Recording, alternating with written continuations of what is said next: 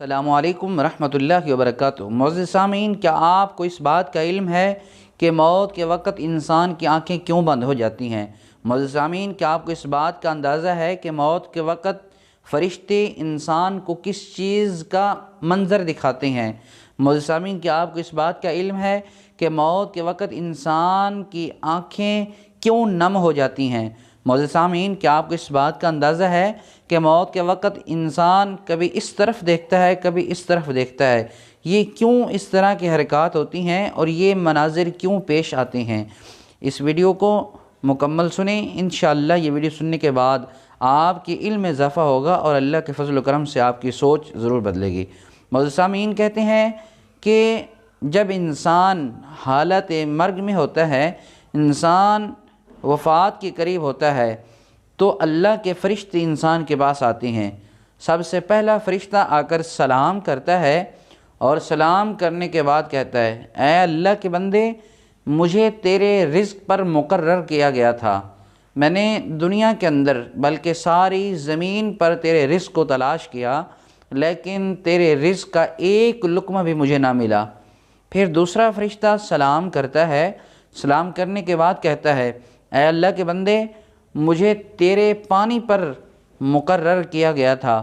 میں نے ساری دنیا کے اندر بلکہ ساری زمین پر تیرے حصے کا پانی تلاش کیا، لیکن تیرے حصے کا ایک قطرہ بھی مجھے نہ ملا۔ پھر تیسرا فرشتہ سلام کرتا ہے، سلام کرنے کے بعد کہتا ہے، اے اللہ کے بندے، مجھے تیری عمر پر مقرر کیا گیا تھا۔ میں نے ساری دنیا بلکہ ساری زمین پر عمر کو تلاش کیا، لیکن تیرے حصے کی عمر، تیرے حصے کی زندگی مجھے کہیں نظر نہ آئی۔ پھر چوتھا فرشتہ سلام کرتا ہے اور کہتا ہے، اے اللہ کے بندے، مجھے تیری سانسوں پر مقرر کیا گیا تھا۔ میں نے ساری دنیا کے اندر بلکہ ساری زمین پر سانسوں کو تلاش کیا، لیکن تیرے حصے کی ایک بھی سانس مجھے کہیں نظر نہ آئی۔ پھر اس کے بعد کہتے ہیں، وہ اللہ کے ملائکہ انسان کو نامہ اعمال دکھاتے ہیں، جس کی وجہ سے انسان کی آنکھیں نم ہو جاتی ہیں، انسان کی آنکھوں میں آنسو آ جاتے ہیں، اور پھر وہ انسان اپنا نامہ اعمال دیکھنا نہیں چاہتا۔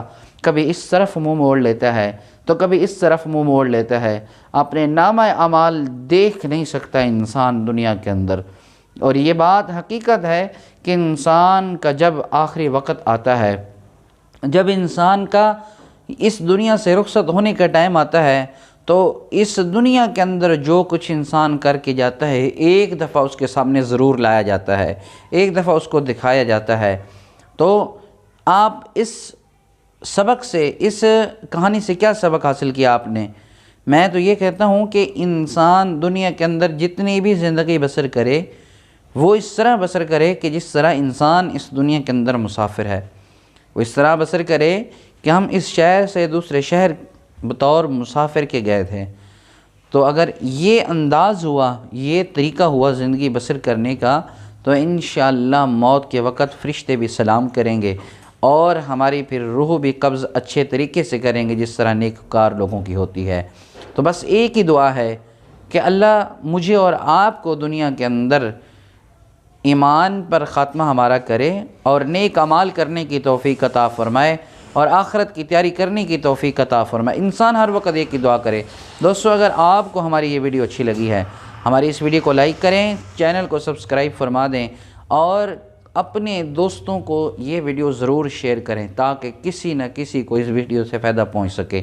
اللہ مجھے اور آپ کو دنیا کے اندر رہتے ہوئے نیک اعمال کرنے کی توفیق عطا فرمائے۔ السلام علیکم ورحمۃ اللہ وبرکاتہ۔